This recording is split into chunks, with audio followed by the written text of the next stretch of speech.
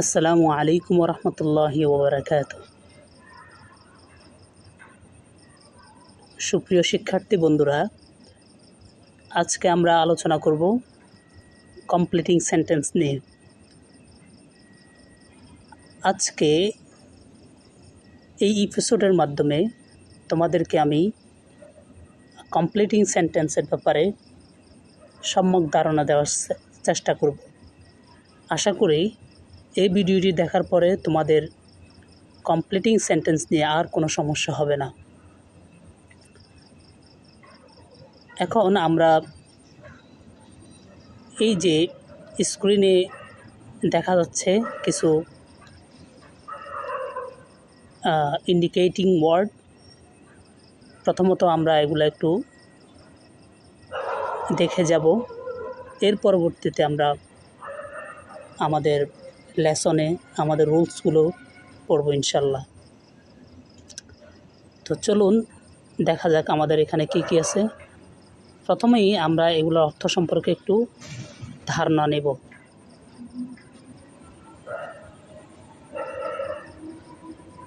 ধারণা নেওয়ার পরে আপনারা বুঝতে পারবেন যে যখন আমি রুলসগুলো আলোচনা করব তখন আপনারা ইজিলি এটা বুঝতে পারবেন।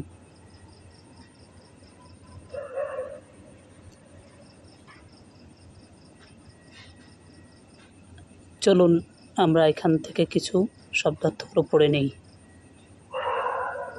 ইফ যদি, আনলেস যদি না, সিন্স এ যাবৎকাল বা যেহেতু, অ্যাজ ইফ অ্যাজ দো মনে হয় যেন, no sooner had dot dot then, scarcely had when হতে না হতে, হার্ডলি হ্যাড ওয়েন হতে না হতেই, it is time, it is high time, so that, in order that. আপনারা এভাবেই প্রত্যেকটা শব্দার্থগুলো পড়ে যাবেন। আমরা সরাসরি এখন রুলসে চলে যাচ্ছি। তো প্রথমেই আমি আপনাদের সামনে আলোচনা করব কন্ডিশনাল সেন্টেন্স নিয়ে। একটু খেয়াল করি কন্ডিশনাল সেন্টেন্স কি। কন্ডিশনাল সেন্টেন্স হচ্ছে শর্তযুক্ত বাক্য। তো দেখেন, ফার্স্ট কন্ডিশনাল, ইফ আনলেস। এখন আমরা একটু দেখি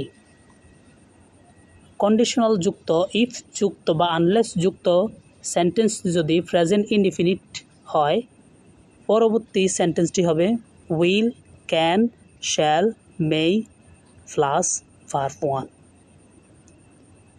এখন একটি উদাহরণ দেখা যাক। দেখেন এখানে বলছে ইফ ইউ কাম হেয়ার।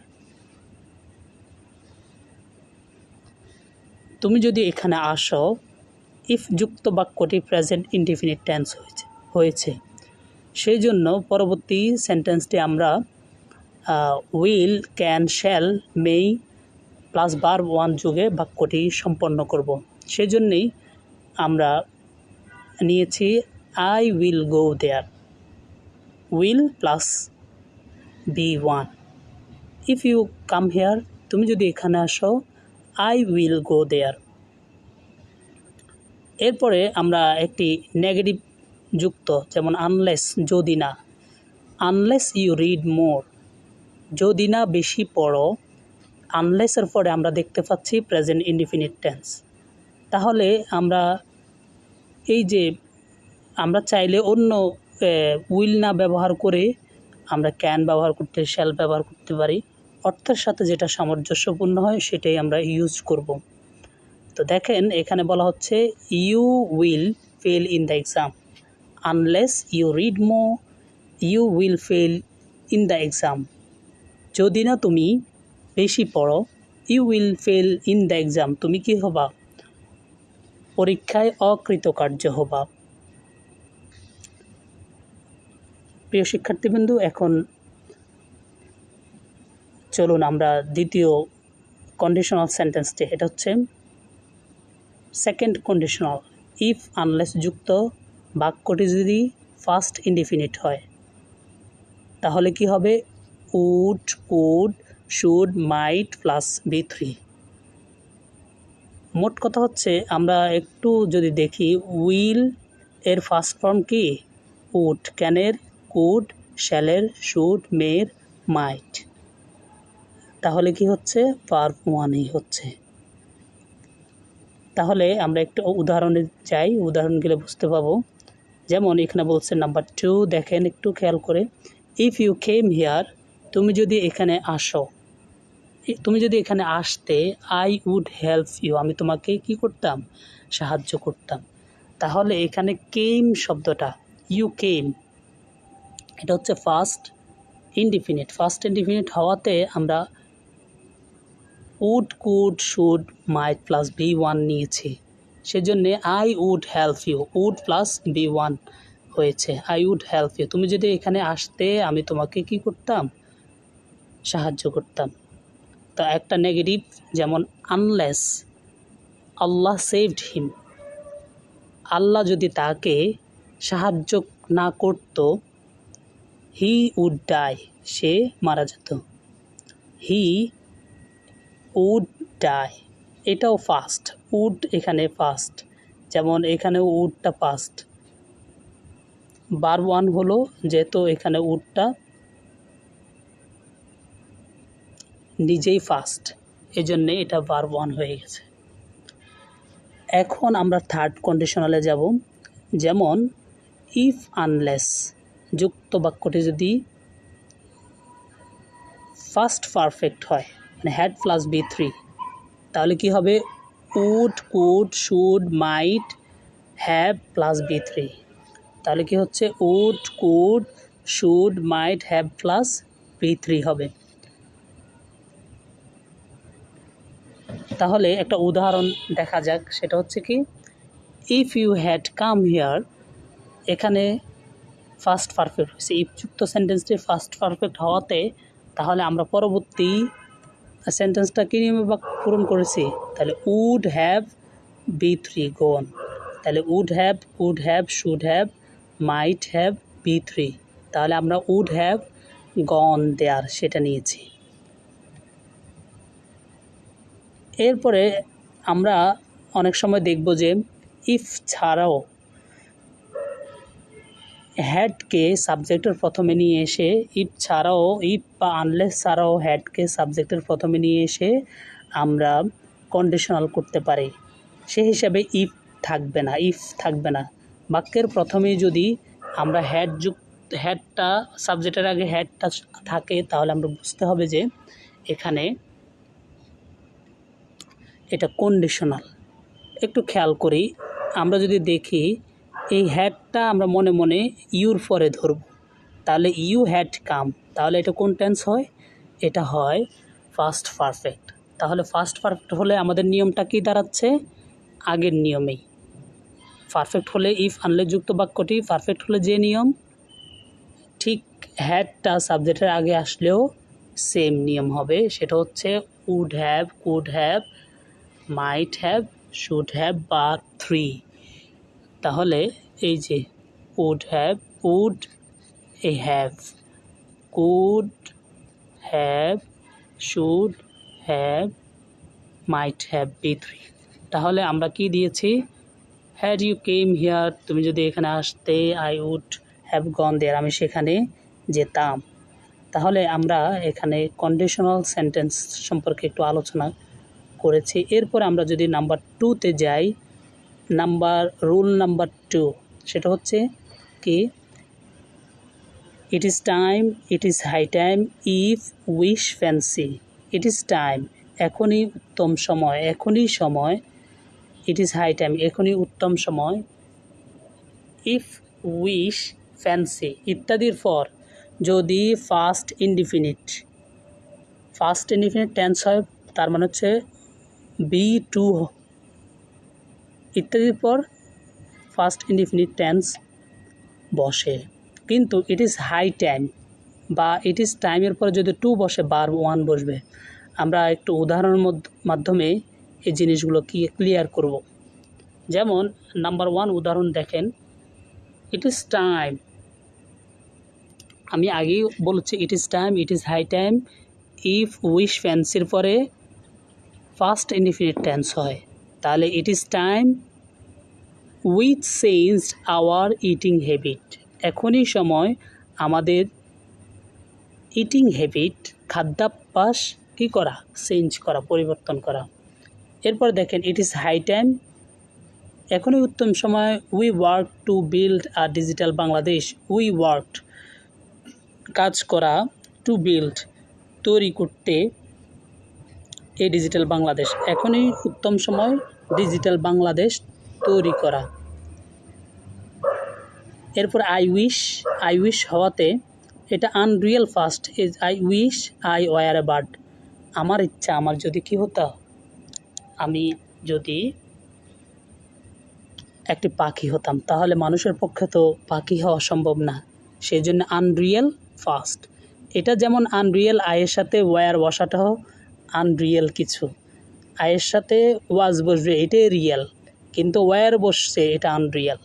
তো এই জন্য আনরিয়েল ফাস্ট হলে আনরিয়েল, আমি একটু মজা করে বললাম আনরিয়েল কি হচ্ছে, অক্সিলারি হচ্ছে। এরপরে দেখেন ইফ, বললাম কি if I were a bird, এটা if I were a bird, if যুক্ত বাক্যটি কী হচ্ছে, I were a bird I would fly in the sky. তাহলে এটা ওই কন্ডিশনারের মতোই, আমরা কন্ডিশনার একটু আলোচনা করছি সেটাই বুঝতে পারবেন। তাহলে if I were a bird I would fly in the sky. এরপর দেখেন number 5, I fancy I turn fail. Fancy আসছে এই জন্যে কী হচ্ছে, verb two, that means first indefinite tense হচ্ছে। এরপরে এখানে সবচাইতে গুরুত্বপূর্ণ, যেমন it is time it is high time. It is time it is high টাইমের পরে, it is time it is high টাইমের পরে বাক্য 2 নিয়মে পূরণ হয়। এখন যদি আমরা ফার্স্ট ইনডিফিনিট দিয়ে যদি শুরু না করতাম, তাহলে এখানে উই উঠে গিয়ে আমরা শুধু চেঞ্জ করে ফেলতাম। তাহলে কি হতো, ইট ইজ টাইম টু চেঞ্জ। এখানে উইয়ের জায়গায় কী হতো, উইটা উঠে গিয়ে টু হতো, চেঞ্জ শব্দটা ভার্ব 1 হতো। ঠিক আছে, এখানে বলা হচ্ছে কিন্তু ইট ইজ টাইম বা ইট ইজ হাই টাইমের পরে 2 প্লাস ভার্ব 1 হয়। তাহলে 2 নিয়মে, it is time it is high টাইমের পরে 2 নিয়মে বাক্য পূরণ হয়। সেটাতে আমরা দেখেছি it is time we changed our eating habit. এটাকে আরেক নিয়মে করা যায়, ইট ইজ টাইম টু যখন করব উইটা সাবজেক্ট উঠে যাবে, কোনো সাবজেক্ট আসবে না, এরপরে সরাসরি ভার্ব 1 আসবে। ঠিক আছে, এটা এক নিয়ম। It is high time to work to build a digital Bangladesh. এরপরে দেখেন এখানেও সেম, যেটা it is time to study attentively. এখানে আমরা যদি ফার্স্ট ইনডিফিনিট দিয়ে করি, সেটা দাঁড়াবে কি, it is high time we studied attentively. It is high time we studied attentively. এখানে উঠায়া আমরা একটা সাবজেক্ট দিব আর ভার্বটাকে টু করে দিলে আমাদের হয়ে যাবে, অথবা যেটা আছে এটা দিলেও হয়। তাহলে আমরা জানলাম কি, it is time it is high টাইমের পরে 2 নিয়মে বাক্য পূরণ হয়। এক নিয়ম হচ্ছে 2 প্লাস ভার্ব 1, আরেক নিয়ম হচ্ছে ফার্স্ট ইনডিফিনিট টেন্স। এরপরে আমরা রুল নাম্বার 3-তে যাচ্ছি। একটু খেয়াল করুন, এখানে দেখেন এখানে কী কী আছে, before, after, since, as if, as though, before, after. এখানে এগুলো একটু সুন্দর করে সাজানো আছে। যেমন আপনারা একটু দেখেন, বিফোর আফটার, বিফোর তো কি পূর্বে, আফটার মানে কি পরে। আমরা 2টা জিনিস খেয়াল করবো, এখানে 2টা টেন্সের, বিফোর আফটারের সাথে 2টা টেন্সের খেলা চলে। সেটা হচ্ছে ফার্স্ট পারফেক্ট আর একটা হচ্ছে ফার্স্ট ইনডিফিনিট। এখন বিফোর শব্দের অর্থ যেহেতু পূর্বে, তাহলে আমরা পূর্বে কি রাখবো, ফার্স্ট পারফেক্ট রাখবো। আফটার যেহেতু পরে, আমরা ফার্স্ট পারফেক্টটা পরে রাখবো, তাহলেই আমাদের হয়ে যায়। তাহলে কোনটা আগে রাখবো কোনটা পরে রাখবো, এটা যদি আমাদের মাথায় থাকে, তাহলে আমরা অটোমেটিকলি বুঝতে পারবো ফার্স্ট ইনডিফিনিট কোথায় বসবে। একটাকে আগে রাখলে একটাকে আগে রাখলে পরে কোনটা বসবে, এটা নিশ্চয়ই আমরা বলতে পারবো সহজে। আর কোনোটা যদি পরে বসে, কোনটা আগে বসবে, এটা নির্দ্বিধায় বলা যায়। একটু উদাহরণে গিয়ে দেখি, যেমন এখানে বিফোর আছে, আফটার আছে, তাহলে এখানে বিফোরের পূর্বে কী আসবে? বিফোর অর্থ কি? পূর্বে। তো পূর্বে কি হচ্ছে? Patient had died. তো হ্যাড ডাইড মানে কি? পারফেক্ট। এরপরে কি? বিফোরের পূর্বে যেহেতু পারফেক্ট চলে আসছে, তাহলে বুঝতে হবে যে পরে কি আসতেছে আমাদের? First indefinite. তাহলে আফটার অর্থ কি? 2 নম্বর রুলসে দেখি, আফটার অর্থ পরে। ডক্টর হ্যাড কাম, তাহলে ফার্স্ট পারফেক্ট পরে চলে আসছে, তাহলে নিশ্চয়ই ফার্স্ট ইনডিফিনিট আগে থাকবে। আচ্ছা, তাহলে এই দুটো আমরা বুঝেছি। কারো কোনো প্রশ্ন থাকলে কমেন্টে জানিয়ে দেওয়ার, কমেন্টে লিখবেন। কারো কোনো প্রশ্ন থাকলে কমেন্টে সুন্দর করে লিখে দেবেন। এরপর দেখেন সিন্স, খেয়াল করেন, সিন্স যুক্ত বাক্যটি যদি প্রেজেন্ট ইনডিফিনিট, প্রথমে যদি প্রেজেন্ট ইনডিফিনিট হয়, পরেরটা হবে ফার্স্ট ইনডিফিনিট। ফার্স্ট ইনডিফিনিট হলে ফার্স্ট পারফেক্ট। আবার খেয়াল করে, সিন্স যুক্ত বাক্যটি যদি প্রথম অংশ যদি প্রেজেন্ট ইনডিফিনিট হয়, পরের অংশ ফার্স্ট ইনডিফিনিট। প্রথম অংশ ফার্স্ট ইনডিফিনিট হলে পরের অংশ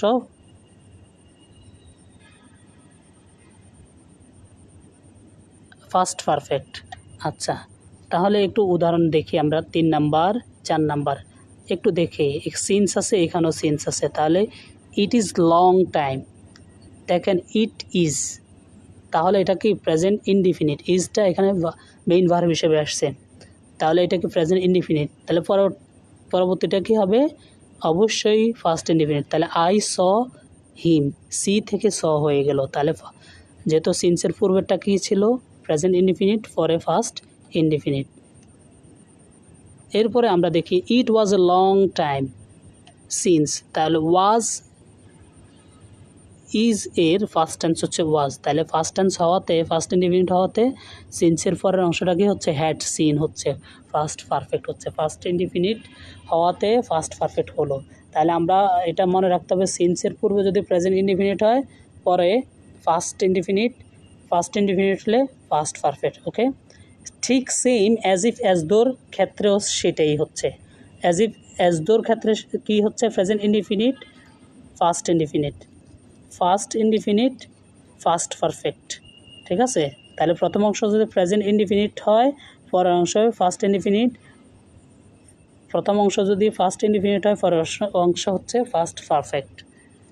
একটু উদাহরণ গিয়ে খেয়াল করি, যেমন as if, as though, as if যেন, যেমন হি টক্স, সে কথা বলে, অ্যাজ ইফ যেন হি নিউ এভরিথিং, সে সব কিছু জানে। এখানে টক্স, হি টক্স, এখানে হচ্ছে প্রেজেন্ট ইনডিফিনিট। এই যে প্রেজেন্ট ইনডিফিনিট হওয়াতে পরবর্তী অংশ আমরা কি নিয়েছি? পরবর্তী অংশটা হচ্ছে ফার্স্ট ইনডিফিনিট হয়ে গেছে। তাহলে অ্যাজ ইফের পূর্বে এখানে দেখি 6 নাম্বার হচ্ছে হি টকড, এটা হচ্ছে ফার্স্ট ইনডিফিনিট, সেই জন্য আমরা পরের অংশ নেব কি? First perfect. He had known everything, তাহলে he talked as if he had known everything. এরপরে আবার দেখি, আবার আসতেছে বিফোর আফটার। একটু খেয়াল করি, এখানে এই বিফোর আফটারের মধ্যে দুইটা টেন্সের খেলা চলবে, সেটা হচ্ছে ফিউচার পারফেক্ট, প্রেজেন্ট ইনডিফিনিট আর ফিউচার পারফেক্ট। তাহলে আমরা একটু খেয়াল করি, বিপরীত পূর্বে যদি ফিউচার পারফেক্ট থাকে, পরবর্তীতে নিশ্চয়ই প্রেজেন্ট ইনডিফিনিট থাকবে। এরপর আফটার তো কি? পরে যদি অবশ্যই ফিউচার পারফেক্ট থাকে, প্রথম অংশ কি থাকবে? Present indefinite. আমরা একটু উদাহরণ দিয়ে খেয়াল করি, বিফোর, তাহলে বিফোর অর্থ কি? পূর্বে, তাহলে পূর্বে কি আছে? I shall have complete the work he comes, তাহলে পরবর্তী অংশ কি হচ্ছে? প্রেজেন্ট ইনডিফিনিট দিয়ে আমরা বাক্য পূর্ণ করব। এরপরে খেয়াল করি, আফটার অর্থ কি? পরে, তাহলে প্রথম অংশ যেহেতু I complete the work present indefinite হয়েছে, সেই জন্যে আমরা পরবর্তী অংশ কি হচ্ছে আমাদের? He will have come, future perfect হয়েছে। তো আশা করি তোমরা বুঝতে পেরেছ। পরবর্তী রুলসগুলো আমরা ধারাবাহিকভাবে দিয়ে যাব। আজকের জন্য এখানেই শেষ করলাম। সে পর্যন্ত ভালো থেকো। আসসালামু আলাইকুম রহমতুল্লাহ।